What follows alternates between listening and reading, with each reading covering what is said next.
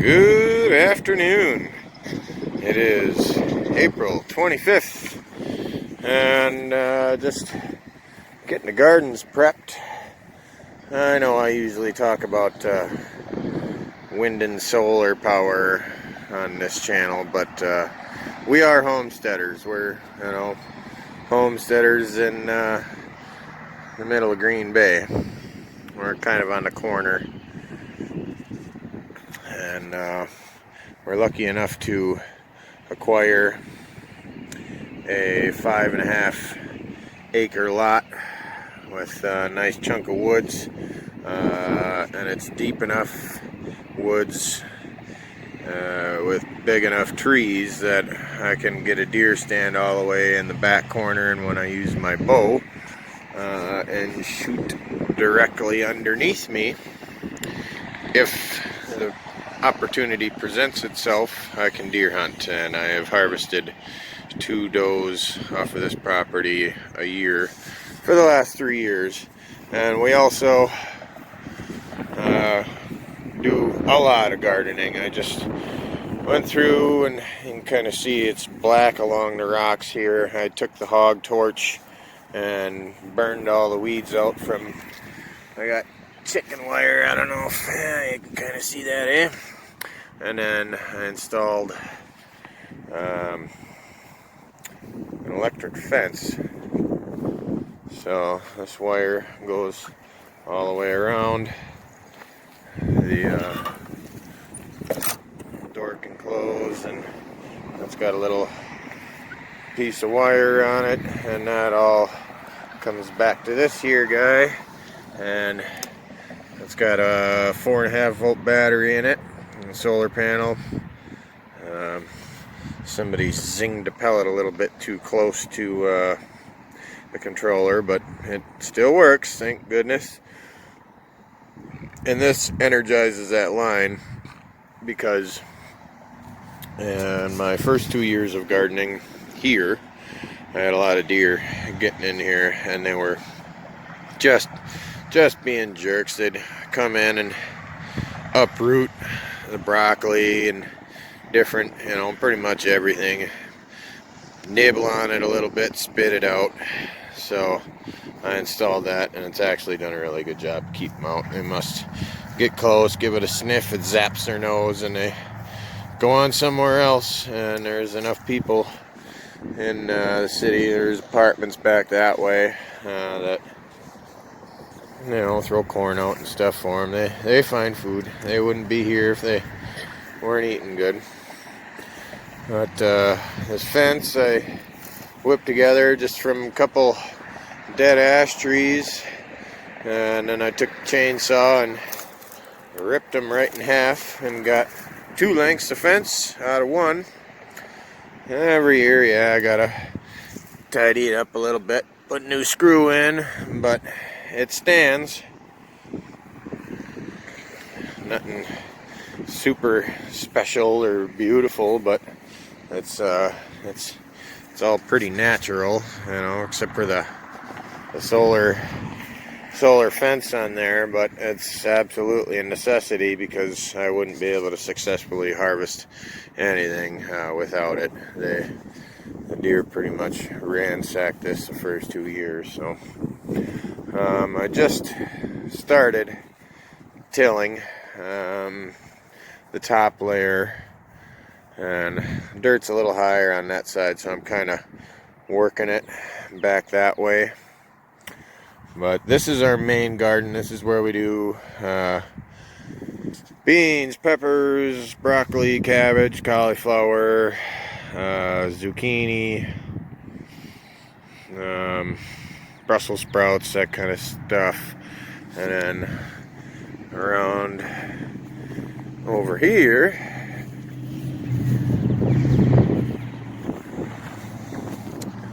we set up these for cucumbers, slicers, and pickles. We'll usually do 4 plants of each, and on good years we end up with more than we can eat and end up giving away a lot. I have been fighting a battle with groundhogs, and they've got a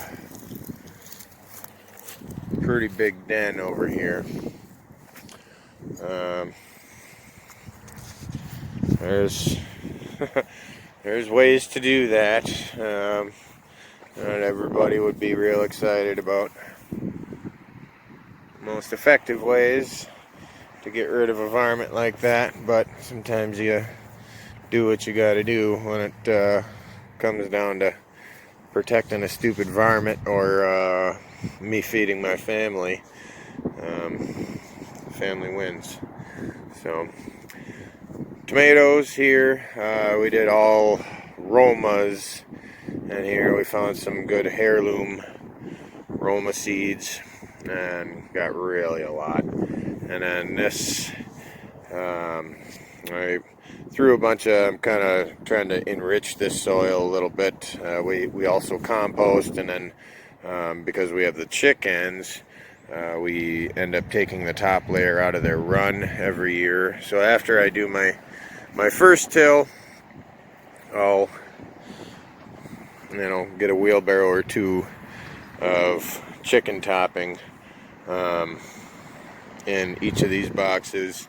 I'll probably get 6 to 10 out there in the big box, and spread that around, and then I'll till that in again, and I'll let that cook under the sun and get rained on a couple of times before we plant. But I'm trying to enrich this a little bit. I threw some ashes in there and some grass clippings, and I'm going to throw some pine needles and get the acidity up, because I want to do asparagus. It grows wild here, but it doesn't make a lot of food, and it's hard to compete with the pests out in the woods.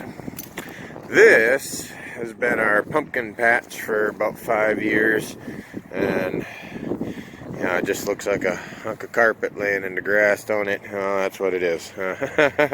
We cut holes in the carpet, and we do jack-o'-lanterns in the middle there, and watermelon and squash out here. Last year it got beat up by the groundhogs pretty good, so I'm going to put corner posts on and fence it in. In past years, the wildlife left it alone. Last year they beat it up pretty bad, so I'll take the torch through here, burn all this stuff off the top, and rake the moss away, get her back down to carpet. And this actually works really good for just low maintenance gardening, and any kind of squash plant is a pretty hardy plant. All you need is a place to stick the roots in, and it'll grow. So it fills this whole space up, and then when I want to cut the grass, I just move the branches back over the carpet and I cut around it. Pretty easy. This little bit of brush all got knocked down by the snow and stuff, but maybe we'll even find one. This was kind of a surprise and a little gem that my daughter discovered, is we get morel mushrooms that grow on this property, and there's something about this little corner here that they like. I'm not seeing any. It might be a little early for them yet, but it's almost time for them to be popping up. It's about the right temperature, and the ground's still pretty wet. I honestly wouldn't be surprised if I saw one while I'm walking around here. They kind of just pop up all over the place. And then we'll usually keep 9 out of 10 that we find. And I'll crumple one down into dust, let it dry out, come back out here and spread it. And that helps replant it, and spread the spores so it keeps coming back. I am not seeing any. But it does grow here. I'm excited to find the first one, because once I find one, I start seeing them all over the place, and it grows through the woods. We got about probably a half mile of trails back there. Kids can wander around and play tag, and we take the go-kart through the trails, and that's fun. We do dill in this box, or tire. I've got another tractor tire over behind the go-kart closer to the solar array that I tried doing asparagus in and didn't work out, so that's why I'm going to try it over there. But yeah, it's garden prep day, so gonna get her done. Just thought I'd briefly document this, and maybe help give some people a few ideas. We use the rocks, for sort of prettied up a little bit, but mostly it's weighting the chicken wire down, and that keeps the rabbits out. There's not much you can do about squirrels and chipmunks. They go where they want to, but the rabbits don't jump over the fence, and the deer are deterred by the electric fence. So I'm gonna keep on tilling, get the rest of this turned upside down, let the sun cook all these roots. We'll go through with a rake and pull all the lumps out and all the rocks out, and then I'll get the top layer out of the chicken run and bring that in here and till that in again, and basically just let her sit for another 2 weeks or so until it stops freezing at night, and we can throw them in. So that's that. Have a great day. The turbines are spinning. The other one's way back there, but I don't know, maybe you can see it. Have a good one. Thanks for watching. Well, we're a little further down the line now. Looks like a cartoon about to happen, eh? Got this one all turned, and just gonna let the sun cook those roots, and I'll turn it again. We don't use any sprays or chemicals, because that shit just kills the planet. It doesn't just kill weeds, it kills the planet. I'll use a torch to kill weeds before I'll use spray. I got all this tilled in real nice, grounded up real good. The ashes, you throw the wood ashes. If it's just wood, if there's plastic in there, nails and shit, you don't want to throw that in there, obviously, because you don't want to step on nails. So but that'll break down and start to rot, and I'll till it again, till all of this again. But is that ever some nice, beautiful black soil. A lot of this came from the yard waste site down the road. People go drop off their weeds and their grass clippings and stuff, and the city actually pushes it all in a pile and turns it frequently, and it turns into some beautiful compost. So when I first built these boxes, my dad and I, we put about two to three truckloads compost into each one from the yard waste site, and then since then I just had the topping out of the chicken run, but that all turned out nice. Here is last kind of difficult step. I haven't done the moss removal in 3 years, so this has started to grow on top of the carpet, and it's glued itself down pretty good. So I'm using that there scraper to get her back down to carpet, and as soon as that's mostly all loose, this will dry up, and then I can clean it up a lot better. And even my 6-year-old was out helping. We got 3 girls here, and they help. They stack wood for me basically all year long. They're real good helpers, and they are the primary caretakers of all of the gardens once me and the wife get them prepped and planted. But gave this all a good once over, actually a twice over. I pulled quite a bit of soil that way, leveled her out, and then used the tiller to make a trench all the way around. I also used carpet to border this to try and slow the spread of the grass into the garden, and it's helped.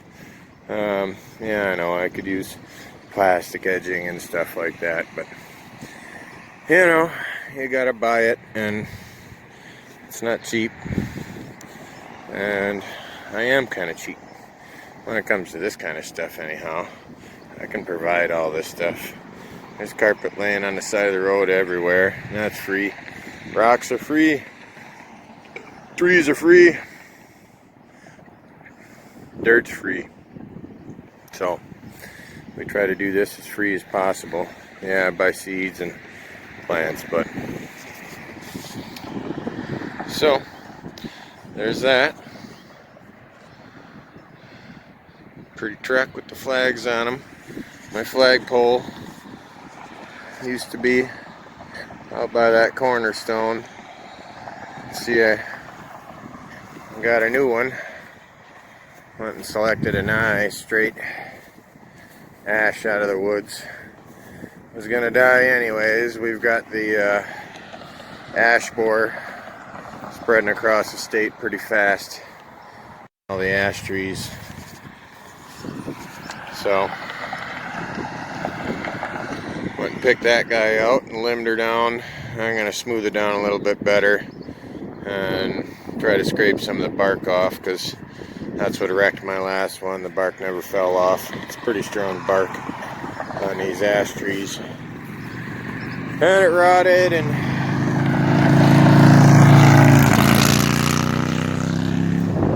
we had some wet weather last year, and some wind, and it blew her over, and I had to come save Old Glory from laying on the ground. But anyhow, it's a little closer look at the homestead. Love seeing them things spin. See how stable she flies now with the new tail? Isn't that neat?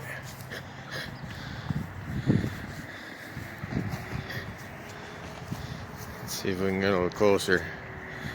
You know, it doesn't even move. This is like 6-mile-an-hour wind.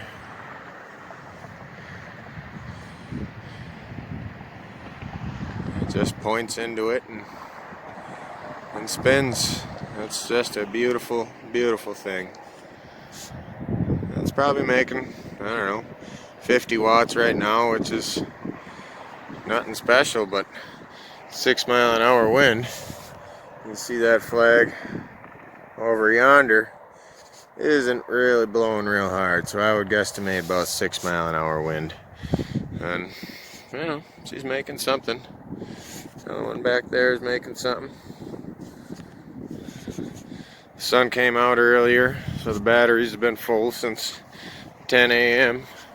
So now the turbines are just floating the bats and constantly reconditioning.